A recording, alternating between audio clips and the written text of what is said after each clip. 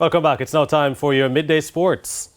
Jamaica's U17 Reggae Boyz played to a dramatic 2-2 draw with Costa Rica as they cemented second place from Group C at the CONCACAF Championship in Guatemala on Thursday evening to advance to the round of 16.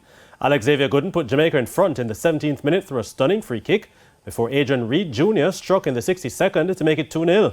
But after Gooden was sent off in the 73rd for a second yellow for an intentional handball, Costa Rica came back into the contest with goals from Roy Bustos in the 73rd and Sean Albitron in the 87th.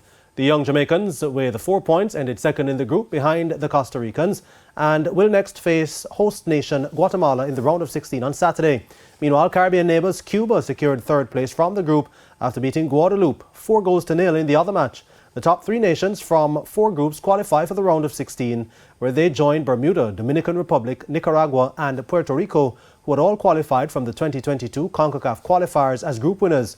The semi-finalists will qualify automatically for the FIFA U17 World Cup, which will be held in Peru later this year from November 10 to December 2. Jamaica has qualified for the FIFA U17 World Cup twice, in 1999 and 2011. Ireland women were 20 for 1 after 3.3 overs at sports time in their Group 2 clash against the West Indies women at the ICC Women's T20 World Cup in Cape Town, South Africa, after electing to bat. Jamaican Stefani Taylor is out of today's contest after re-aggravating a back injury in the Windies women's previous match. Barbadian Trishan Holder, who featured for the Under-19 women's team, has replaced Taylor in the 11. The Windies women must win this contest to keep their hopes of advancing to the semi-finals alive.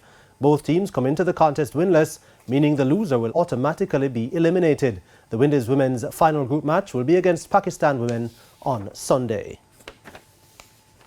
Now, with ICC World Cups scheduled for the next 2 years, Cricket West Indies lead selector Desmond Haynes says it was a straightforward decision to name Jamaican Rodman Powell as a T20 captain and Shea Hope as a 50-over skipper for the Caribbean side. Both were elevated to the positions following their resignation of Nicholas Puran after the Windies were eliminated at the group stages of the T20 World Cup in Australia last year.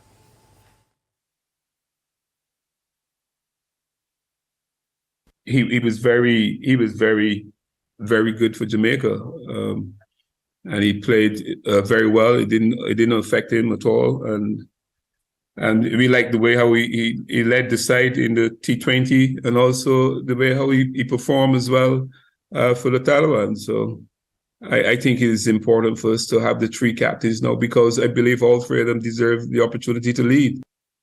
Haynes also offered an explanation for the omission of Nkrumah Bonner from the Test squad, which is now en route to South Africa.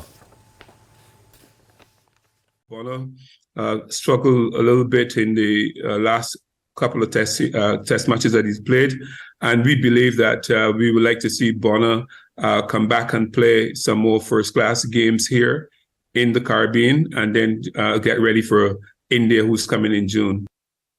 Test series against South Africa bowls off on February 28. Before that, the West Indians will play a 4-day tour match starting on February 21. 28 members from the Nishida Gymnastics Club will be participating in back-to-back tournaments in the United States over the next 2 weekends. The team will take part in the Presidential Classic on Saturday at the ESPN Wild World of Sports Center in Florida. On Orlando, Florida, young Jamelia Duffus says if she corrects her weaknesses, she'll have a good showing in the competition. Well, now, since that I have done a meet yesterday over the weekend, I think I need a few work to do, because now I know my corrections and where I'm weak at. So now I need to be focusing on those corrections to be ready for the meets. Head coach and the captain of the team, Tristan Hall, says his gymnasts are ready and his staff is putting on the finishing touches.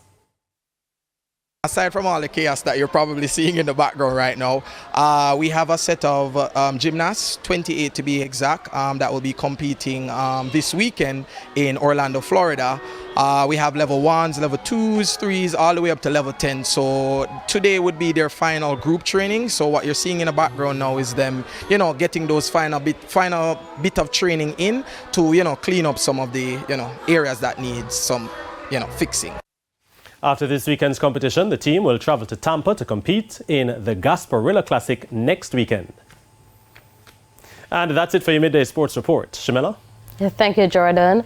And that's the Midday News. I'm Shamela Pulla, and join us at 7 for Primetime News. On behalf of the news, sports, and production teams, good afternoon.